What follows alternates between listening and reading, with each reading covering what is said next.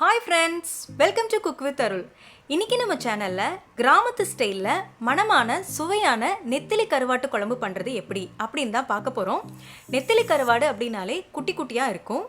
அதை க்ளீன் பண்ணுறது எப்படி, அதை எப்படி நம்ம சுவையாக குழம்பு வைக்கலாம், அது கூட என்னெல்லாம் சேர்த்து வைக்கலாம் அப்படின்றத நம்ம இன்றைக்கி இந்த வீடியோவில் பார்க்க போகிறோம். ஸோ ஸ்கிப் பண்ணாமல் என் கூடவே வாங்க, அப்போ தான் சின்ன சின்ன டிப்ஸை கூட நீங்கள் கற்றுக்க முடியும். If you guys are not subscribed and you're watching this video, subscribe. Bell icon irko adu ting ting ting subscribe. வாங்க இப்போ நம்ம நெத்திலியை க்ளீன் பண்ணிடலாம். அதுக்கு ஒரு பேனில் இந்த மாதிரி நல்லா சூடு தண்ணி வச்சுக்கணும். அதை இப்போது நெத்திலி கருவாடில் ஊற்றி ஒரு 1/2 hour நம்ம ஊற வைக்க போகிறோம். ஏன்னா கருவாடை காய வச்சுருப்பாங்க, அது ரொம்ப ஹார்டாக இருக்கும். ஸோ நம்ம கையை வைக்கும் போதே அது உடஞ்சி நொறுங்கிடும். அதனால் இந்த மாதிரி ஊற வச்சு ஒரு 1/2 hourக்கு அப்புறம் அது சாஃப்டானதும் அதோட தலை, வால், அப்புறம் கொஞ்சம் குடல் பகுதி இதெல்லாம் நல்லா க்ளீன் பண்ணி எடுத்துக்கணும். அதுவும் இல்லாமல் இதை காய வைக்கும்போது நல்லா மணல் பரப்பில் இல்லை வெளியில் இந்த மாதிரி தான் காய வச்சுருப்பாங்க. ஸோ ரொம்ப மண்ணாக கூட இருக்கும். இதுவே இல்லாமல் கருவாடு அப்படின்னாலே நிறைய உப்பு வேற சேர்ந்துருக்கும். ஸோ அந்த உப்பு, மண் இது எல்லாத்தையும் கம்மியாக்கணும் அப்படின்னாக்கா இந்த மாதிரி ஊற வச்சு கொஞ்ச நேரம் க்ளீன் பண்ணி ஒரு 3 to 4 times ஆகுது நார்மல் வாட்டர்லையும் க்ளீன் பண்ணி எடுத்துக்கோங்க. அப்போ தான் ரொம்ப நல்லா க்ளீனான நெத்திலி கருவாடு கிடைக்கும். வாங்க இப்போ நம்ம மசாலா ரெடி பண்ணிடலாம். அதுக்கு ஒரு பேனில் 2 டீஸ்பூன் ஆயில் சூடானதும் நான் 2 பெரிய வெங்காயத்தை இந்த மாதிரி சின்ன சின்னதாக கட் பண்ணி வதக்கி எடுத்திருக்கேன். உங்களுக்கு சின்ன வெங்காயம் கிடச்சிது அப்படின்னா நீங்கள் சின்ன வெங்காயமே யூஸ் பண்ணுங்கள். அது உடம்புக்கும் நல்லது, டேஸ்ட்டாகவும் இருக்கும். இங்கே எங்களுக்கு கிடைக்கிறது கஷ்டமாக இருக்கிறதுனால நான் பெரிய வெங்காயம் யூஸ் பண்ணியிருக்கேன். இது எப்படியும் அரைக்க தான் போகிறோம், அதனால நான் பெரிய வெங்காயம் யூஸ் பண்ணியிருக்கேன். இது கூடவே ஒரு 5 to 6 பல்லு பூண்டையும் சின்ன சின்னதாக கட் பண்ணி அதையும் சேர்த்து நல்லா வதக்கி எடுத்திருக்கேன். இது கூடவே 2 பெரிய நாட்டு தக்காளியை நான் ரஃப்பாக கட் பண்ணி ஆட் பண்ணியிருக்கேன். அதையும் நம்ம நல்லா வதக்கி எடுத்துக்கலாம்.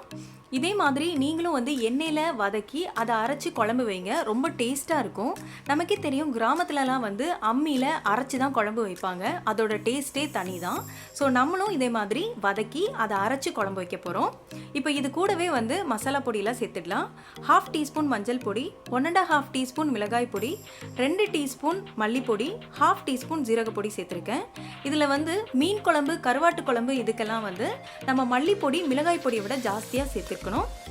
மிளகாய் பொடி உங்களுக்கு காரத்துக்கு ஏற்றாப்புல சேர்த்துக்கோங்க. ஏன்னா பச்சை மிளகாவும் நம்ம சேர்ப்போம். ஸோ அதை பார்த்து அட்ஜஸ்ட் பண்ணி சேர்த்துக்கணும். இப்போ இந்த மசாலாவுடைய பச்சை வாசனை போகிற வரைக்கும் நம்ம வதக்கி எடுத்துக்கலாம். எண்ணெய் பிரிஞ்சு வரணும், ரொம்ப நேரம் வதங்கணும்லாம் வேண்டாம், லைட்டாக வதங்கினா போதும். இப்போ நல்லா வதங்கிடுச்சு. இதை ஒரு 1/2 hour நம்ம ஆற விட்டு அதை ஒரு மிக்சி ஜாரில் மாற்றி அரைச்சி எடுத்துக்க போகிறோம். நான் இது கூடவே ஒரு 1/2 கப்பு தேங்காயும் எடுத்திருக்கேன். நல்லா துருவின தேங்காய் எடுத்து அதையும் சேர்த்து அரைக்க போகிறேன். நீங்களும் தேங்காய் சேர்த்துக்கோங்க, நம்ம குழம்பு நல்லா கட்டியாக இன்னும் கொஞ்சம் டேஸ்டியாக இருக்கும். பாருங்கள், இந்த பதத்தில் அரைச்சா போதும். இப்போ நான் ஒரு பெரிய எலுமிச்சம்பழ சைஸு புளியை கரைச்சி அது கூடவே ஒரு பழுத்த தக்காளியும் சேர்த்து கரைச்சி எடுத்திருக்கேன். ஏன்னா அந்த தக்காளியோட ஸ்வீட்னஸ் நம்ம புளியோட டேஸ்ட்டை சமன்படுத்தி கொடுக்கும். இப்போ வாங்க குழம்பு வச்சிடலாம். அதுக்கு ஒரு பேனில் 3 டீஸ்பூன் நல்லெண்ணெய் எடுத்திருக்கேன். எண்ணெய் சூடானதும் அதில் 1 டீஸ்பூன் கடுகு, 1 டீஸ்பூன் ஜீரகம், 1/2 டீஸ்பூன் வெந்தயம் சேர்த்து அதை நல்லா பொரியட்டும். அது கூடவே ஒரு கொத்து கருவேப்பிலையும் சேர்த்துருக்கேன். எல்லாம் பொரிஞ்சதும் அதில் சின்ன சின்னதாக கட் பண்ணி எடுத்து வச்சுருக்கிற சின்ன வெங்காயம் சேர்த்துருக்கேன். நான் முன்னாடியே சொன்ன மாதிரி சின்ன வெங்காயம் உடம்புக்கு ரொம்ப நல்லது. ஸோ அதுவே நீங்கள் ஜாஸ்தியாக சேர்த்துக்கிறதுக்கு ட்ரை பண்ணுங்கள். இப்போ இதெல்லாம் நல்லா வதங்கட்டும். வெங்காயம் நல்லா பொன்னிறம் ஆகிற வரைக்கும் நம்ம வதக்கிக்கலாம். பாருங்கள், நல்லா பொன்னிறமாக ஆயிடுச்சு. இப்போ இதில் நம்ம ஆல்ரெடி அரைச்சி வச்சுருக்க அந்த மசாலாவை சேர்த்துடலாம். மசாலா நம்ம முன்னாடியே வதக்கி வச்சுருக்கோம். ஸோ அது ரொம்ப நேரம் வதங்கணும்னு வேண்டாம். ஆனால் இந்த எண்ணெயில் நல்லா மிக்ஸ் ஆகி அதோடைய கொஞ்சம் பச்சை வாசனை இருந்தால் கூட அதுவும் நல்லா போகிற மாதிரி நல்லா மிக்ஸ் பண்ணி விட்டுக்கோங்க. லைட்டாக தண்ணி சேர்த்து நல்லா மிக்ஸ் பண்ணுங்கள். ஸோ இது அடிப்பிடிக்காமல் இருக்கும். கருவாட்டு குழம்புல நம்ம கத்திரிக்காய், முருங்கைக்காய் இதெல்லாம் சேர்த்து வச்சோம் அப்படின்னா இன்னும் கூட ரொம்ப டேஸ்ட்டாக இருக்கும். அதனால கிராமத்து சைட்லலாம் இப்படி கொஞ்சம் வெஜிடபிள்ஸ் சேர்த்து தான் வைப்பாங்க. நீங்களும் இதே மாதிரி கத்திரிக்காய், முருங்கைக்காய் சேர்த்து வச்சு பாருங்கள், உங்களுக்கும் ரொம்ப பிடிக்கும், டேஸ்டியாக இருக்கும். இப்போ இந்த கத்திரிக்காய், முருங்கைக்காய் எல்லாம் இந்த மசாலாவில் மிக்ஸ் ஆகி நல்லா வெந்து வரணும். ஸோ நல்லா கிளறி விட்டுட்டு இதில் வந்து நம்ம ஆல்ரெடி கரைச்சி வச்சிருக்கிற அந்த புளியை சேர்த்துக்க போகிறோம். நான் முன்னாடியே சொன்ன மாதிரி தக்காளி வந்து அந்த புளியோட டேஸ்ட்டை நல்லா சமன்படுத்தி கொடுக்கும். ரசம் இல்லை மற்ற புளிக்குழம்புலலாம் லாஸ்ட்டில் கொஞ்சம் வெல்லம் சேர்த்துக்கலாம். இதில் வெல்லம் சேர்த்தோன்னா அவ்வளோ நல்லா இருக்காது. அதனால தான் நல்லா பழுத்த தக்காளியாக சேர்த்துக்க சொன்னேன்.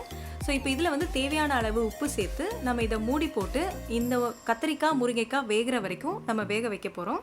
ஸோ நல்லா மூடி வச்சுடுங்க. ஒரு 5 மினிட்ஸ் ஆனோன்னே பார்க்கலாம். பாருங்கள், நல்லா கொதிச்சிட்ருக்கு, நல்லா எண்ணெய் பிரிஞ்சு வந்திருக்குது. இப்போ எல்லாம் நல்லா வெந்துடுச்சு. ஸோ இது கூட நம்ம ஆல்ரெடி நல்லா கழுவி சுத்தம் பண்ணி எடுத்து வச்சுருக்கிற நெத்திலி கருவாடையும் சேர்த்துடலாம். நெத்திலி கருவாடை வந்து கொஞ்சம் ஜென்டிலாக ஹேண்டில் பண்ணணும், இல்லைனா அது ரொம்ப நொறுங்கிடும். ஸோ அது சேர்த்ததும் ரொம்ப கிண்டி விட்டுறாதீங்க, லைட்டாக கிண்டுங்க, அப்போ தான் அது வந்து நொறுங்காமல் இருக்கும். ஸோ இதையும் வந்து ஒரு 2 to 3 மினிட்ஸ் நம்ம மூடி போட்டு நம்ம வேக வச்சிடலாம். பாருங்கள், எவ்வளோ சூப்பராக மணமாக நல்ல எண்ணெய் பிரிஞ்சு குழம்பு நல்லா கொதிச்சிட்ருக்கு. ஸோ வாங்க இப்போ கருவாடு எப்படி வெந்திருக்குது அப்படின்னு பார்க்கலாம். ஸோ கருவாடு நம்ம தொட்டு பார்க்கும்போது அது வந்து இந்த உடையிற மாதிரி இல்லாமல் நல்லா நசுங்கி வரணும். பாருங்கள், இப்போ நல்லா நசுங்கி வந்திருக்குது. ஸோ கருவாடு நல்லா வெந்துடுச்சு. ஸோ இது மேலே இப்போ கொஞ்சம் கருவேப்பிலை தூவி நம்ம இறக்க போகிறோம். நம்மளுடைய டேஸ்டியான கருவாட்டு குழம்பு ரெடி ஆயிடுச்சு. என் கூடவே நீங்கள் பார்த்த எல்லாருக்கும் ரொம்ப ரொம்ப தேங்க்ஸ். இதே மாதிரி உங்கள் வீட்லேயும் நீங்கள் கருவாட்டு குழம்பு வச்சு பாருங்கள். உங்களுக்கு எப்படி வந்துச்சு அப்படின்றத மறக்காமல் எங்களுக்கு கமெண்ட் பாக்ஸில் சொல்லுங்கள். இந்த வீடியோ உங்களுக்கு பிடிச்சிருந்ததுன்னா லைக் பண்ணுங்கள், ஷேர் பண்ணுங்கள், அப்படியே மறக்காமல் சப்ஸ்கிரைப் பண்ணிவிடுங்க, அந்த பெல் பட்டனையும் ப்ரெஸ் பண்ணிவிடுங்க. இதே மாதிரி ஒரு சூப்பரான வீடியோவோட நான் வந்து உங்களை மீட் பண்ணுறேன். Until then, bye from Arul. Bye.